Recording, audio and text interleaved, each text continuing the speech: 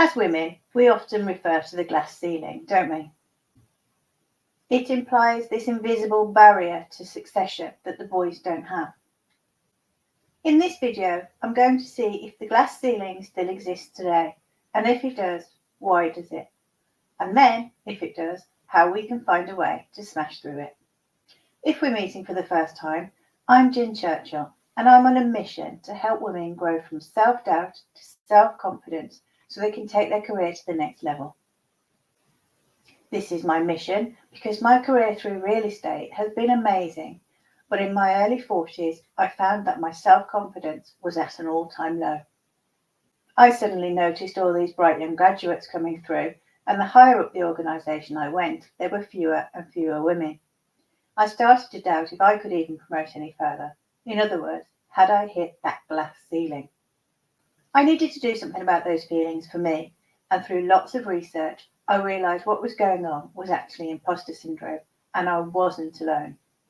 Imposter syndrome affects nearly everybody at some time or another, and is especially prevalent in high-achieving women. If you want to know how imposter syndrome shows up for you, you can take the quiz by using the link below this video, and it will give you your lead type of imposter syndrome and personalised strategies of how to get over it. Through my research, I learned tips, tricks, and strategies to overcome imposter syndrome and self-doubt, and over time, I created online courses combining all of my knowledge so I could help as many women as possible. I record a new video every week, so if you don't want to miss out, hit the subscribe button below this video. So the glass ceiling. Some people refer to it as imaginary, but just because you can't see it doesn't mean it isn't real, right? The significance of the glass ceiling phenomenon is that it prevents some people from rising to senior positions within an organisation. The term was originally coined for women, but now is recognised for all minority groups as a mainly subconscious discrimination. Many women feel the impact of the glass ceiling for the first time in their middle age. Remember my doubt about being able to promote further in my early 40s.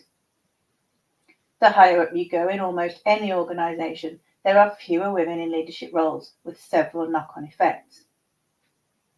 Having fewer women in leadership roles could lead to unconscious bias of the hirer, think it would be better for a man to take a leadership role because that's traditionally what's being done. A lack of women in leadership roles might create self-doubt and imposter syndrome within the woman who's aspiring to get there, leading her to believe she wouldn't get the job anyway, so she doesn't apply.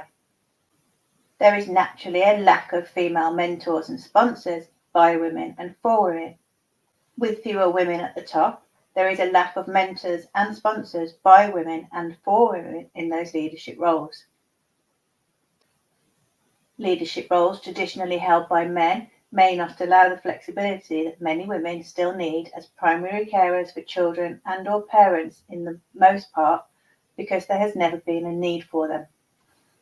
Glass ceilings are usually the result of unconscious biases or societal norms.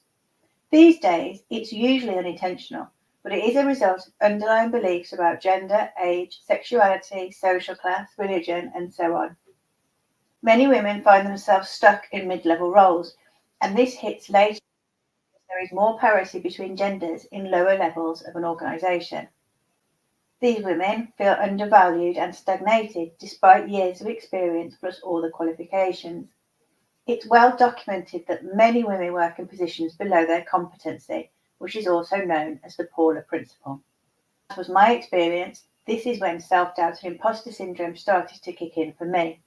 I started to believe I had hit a natural high in my career, and who did I think I was to go any further or dream any bigger anyway?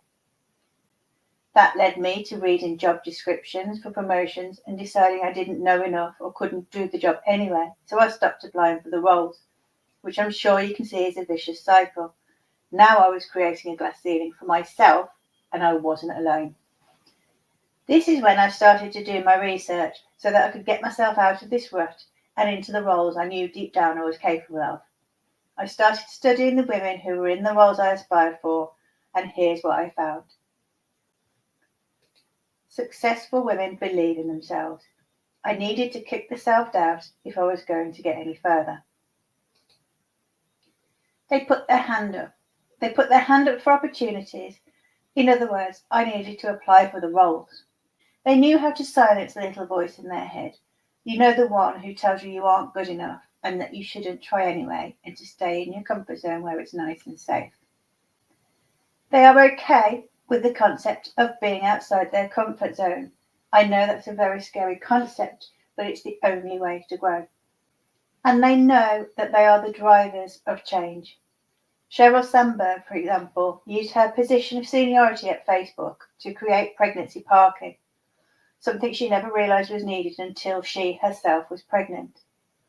There'd been loads of pregnant women going through the organisation, but none in a senior role such as hers, so they didn't have a voice to express the need. When Sheryl Sandberg recognised this was needed, she used that voice of seniority to make the change that was needed. So this was all I needed to know. I needed to learn how to do these things for myself and then help other women to do the same, and that's what I set about doing. The solutions to smashing that glass ceiling then.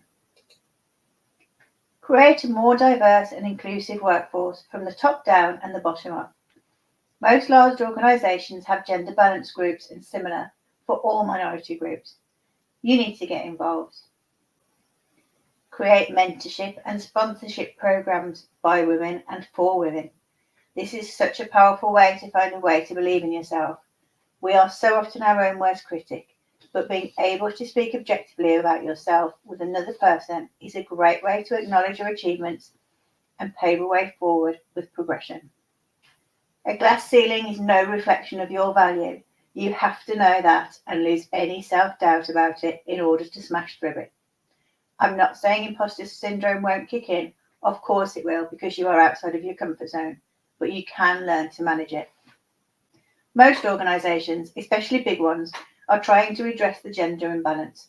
Educate yourself on where you feel the barriers are in your organisation and raise your concerns. And when you've bust through that glass ceiling, you need to use your position to educate the others around you. Use your voice to be the change you want to see in the world. So in conclusion, there is something of a glass ceiling still in existence. I do think these days it's mainly unintentional, and I do think organisations are trying to do something about it. I also think some behaviours that women portray add a layer of glass to that, like not applying for the roles in the first place. If you've made it this far, I truly appreciate you. Please leave me a little thumbs up, any comments or questions down below. I really appreciate your feedback. It helps me to give you the content you're looking for, and it helps other people to find my stuff. Don't forget, if you want to know how imposter syndrome is showing up for you and get some personalised tips to get over it, you can take the quiz. The QR code is on the screen now, and so is the link. Go ahead and subscribe to this channel, or you can also find me on Facebook and Insta with the handle @Churchill. In the meantime, you have a fantastic week.